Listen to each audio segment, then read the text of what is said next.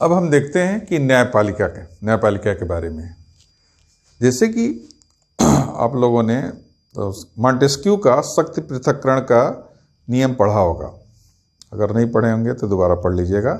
उसमें मॉन्टेस्क्यू ने कहा था कि जो तीनों अंग हैं, व्यवस्थापिका, कार्यपालिका, न्यायपालिका, ये तीनों पृथक पृथक होने चाहिए, एक दूसरे से अलग अलग होने चाहिए, लेकिन तीनों का कंट्रोल बना होना चाहिए। यानी कि व्यवस्थापिका कंट्रोल कार्यपालिका पे, कार्यपालिका कंट्रोल व्यवस्थापिका पे, न्यायपालिका द्वारा व्यवस्थापिका और व्यवस्थापिका और कार्यपालिका द्वारा न्यायपालिका पे कंट्रोल हमेशा बना होना चाहिए, तभी शक्ति संतुलन की स्थिति आएगी, बैलेंस ऑफ पावर होगा।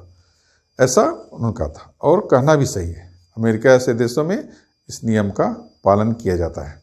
अपने देश में ऐसा इसलिए नहीं हो सकता क्योंकि कार्यपालिका हमेशा व्यवस्थापिका की उत्तरदायी होती है, लेकिन न्यायपालिका पूरी तरह से स्वतंत्र है। एकल न्यायपालिका, अपने देश में एकल न्यायपालिका है कि एक सुप्रीम कोर्ट, प्रत्येक स्टेट में हाई कोर्ट है, एकल न्यायपालिका। जबकि अमेरिका में हर स्टेट की अपनी अपनी संविधान है, अपने अपने उनके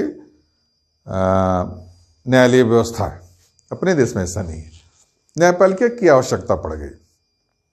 न्यायपालिका का मुख्य काम, जो भी गलत कार्य होंगे, जो भी कानून बनाएंगे, जो उसका उल्लंघन करेगा उसे दंडित किया जाएगा।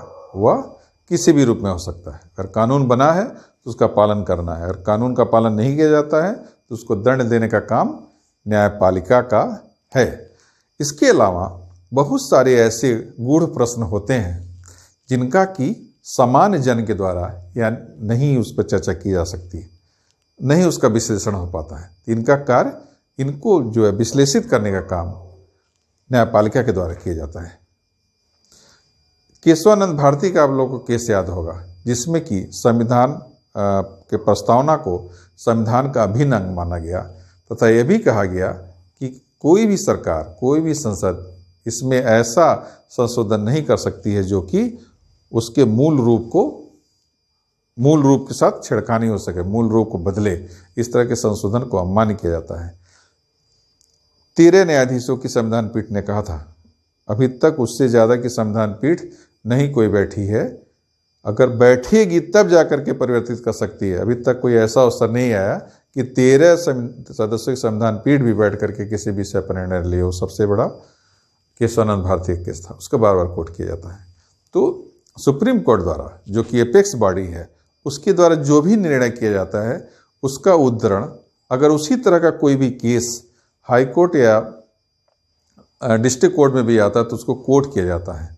उस कोट करने का तात्पर्य, अगर निर्णय हाई कोर्ट ने लिया है तो वह उस विषय पर संबंधित कोई है तो उस निर्णय को न्यायाधीश मानता है, उसकी इज्जत की जाती है, उस निर्णय की इज्जत की जाती है कि हाँ ऐसा निर्णय है तो उसको डिट्टो कर दिया, मान लिया जाता है। अगर उसमें किसी तरह का कोई संशोधन है तो उसको चैलेंज किया जाता है, उस पर फिर पुनर्विचार किया जाता है।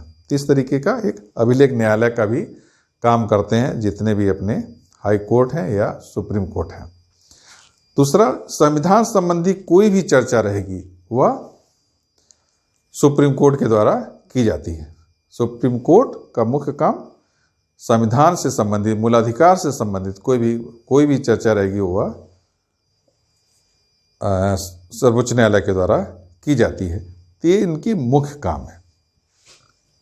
उसके बाद आता है कार्य हो गया न्यायपालिका का संगठन। न्यायपालिका का संगठन एक पिरामिड की तरह से रहता है। पिरामिड नीचे फैलता रहे, ऊपर जाकर सिकुड़ता चला जाएगा। ऊपर जाकर के चीफ जस्टिस ऑफ इंडिया होते हैं। नीचे शुरुआत जो होती है न्यायपालिका की मुंसफ कोर्ट के द्वारा होती है। ऐसे रेवेन्यू के मुकदमे तहसीलदार के द्वारा भी देखे जाते हैं, लेकिन जो आपराधिक संबंधी कार्य हैं जिसमें सजा देने संबंधी प्रावधान है वह मुंसफ मजिस्ट्रेट से शुरुआत हुई। मुंसफ मजिस्ट्रेट मुंसफ परीक्षा के द्वारा हायर जुडिशल सर्विसेज से आते हैं एडिशनल डिस्ट्रिक्ट जज। डिस्ट्रिक्ट जज प्रमोशन पोस्ट है, वे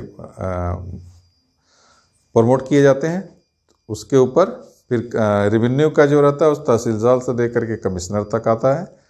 फिर प्रत्येक प्रदेश में हाई कोर्ट होता है।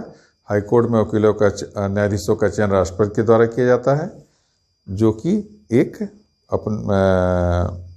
वकील ही होते हैं या हायर जुडिशियल सर्विस से चयनित न्यायाधीश प्रमोट होकर के बनते हैं। तो ऐसे करके ये इसका गठन की प्रणाली है। इसका गठन का अपना सिस्टम है। सुप्रीम कोर्ट हाई कोर्ट के न्यायाधीशों का अपने न्यायाधीशों का चयन करती है, जिसको हम लोग कोलोजियम कहते हैं। कोलोजियम के द्वारा चयन किया जाता है। नियुक्ति पद्धतियाँ हो गई। न्यायपालिका की स्वतंत्रता, न्यायपालिका का स्वतंत्रता होनी चाहिए। अगर न्यायपालिका स्वतंत्र नहीं है तो अगर सरकार ऐसी है कि अगर न्याय के विरुद्ध काम कर रही है तो न्यायपालिका उसको रोक सकती है। बहुत सारे ऐसे कानून हैं जो कि व्यवस्थापिका द्वारा पास किए गए, राष्ट्रपति हस्ताक्षर भी हो गए, लेकिन न्यायिक पुनर्वलोकन एक शस्त्र है, जुडिशियल रिव्यू, जिसके द्वारा सुप्रीम कोर्ट उस कानून का रिव्यू करके वह बताती है कि संविधान के अनुकूल नहीं है। अगर ये साबित हो जाता है कि वह विधि कानून के अनुकूल नहीं है तो उसको रद्द करना पड़ता है, संसद को वापस लेना ही पड़ता है। इस प्रकार से हम देखें कि सरकार के तीनों अंग बहुत ही महत्वपूर्ण हैं। उनके बिना कोई भी सरकार, कोई भी देश ऐसा चल नहीं सकता, चाहे वह संसदीय व्यवस्था हो या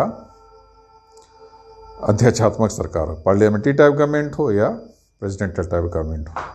तो ये एक बहुत ही महत्वपूर्ण चैप्टर आप लोग एक बार और पढ़ लीजिएगा। बुक्स जो भी बुक आपके पास हो रिविजन कर लीजिएगा। इसमें से आने वाले क्वेश्चन कभी भी गलत नहीं होंगे, क्योंकि इसमें से आने वाले बहुत सारे क्वेश्चन जो है सामान्य ज्ञान के हैं। जो लोग नहीं भी पॉलिटिकल साइंस पढ़े वो भी जानते हैं कि तमाम पत्र पत्रिकाओं में रोज़ के रोज़ कुछ न कुछ इसमें से ऐसे शब्द आते हैं। अगर थोड़ी भी आपकी जागरूकता हो तो बहुत ही अच्छी तैयारी हो सकती है। ठीक है दोस्तों, फिर मिलते हैं अगले वीडियो में।